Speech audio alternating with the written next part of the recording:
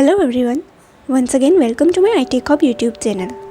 Today here in this full video I will show you how to fix your account has been disabled from App Store and iTunes.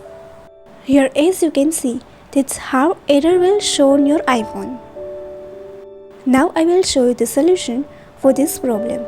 For the very first solution is reset Apple ID password. To apply this solution, first of all make sure that you are connected with strong internet connection. Now let's begin. First of all, launch the settings app on your iPhone and here tap on your Apple ID. Now tap on password and security. Next here tap on change password. Now you will get two-factor authentication code on your registered mobile number. Once you get the code, then please enter that code here. So it will take you to this page. Now you can easily reset your Apple ID password from here.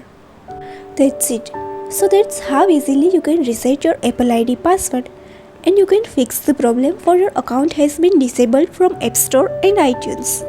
Next I will show you second solution, and the second solution is sign out Apple ID and sign in back. To apply this solution, first of all go to settings, then here tap on your Apple ID. Next here scrolling down and you will find sign out option. Tap on that. Then tap on sign out and again tap on sign out to confirm it. It will take few moments, please wait for it to complete.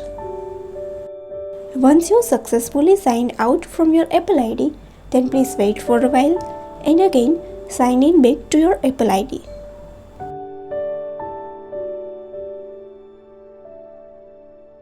So that's how easily you can sign out from your Apple ID and sign in back to your Apple ID.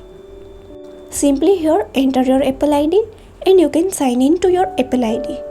Hopefully this video will help you for your account has been disabled from App Store and iTunes. And if it is, then please don't forget to like, share and subscribe my channel. Thank you so much.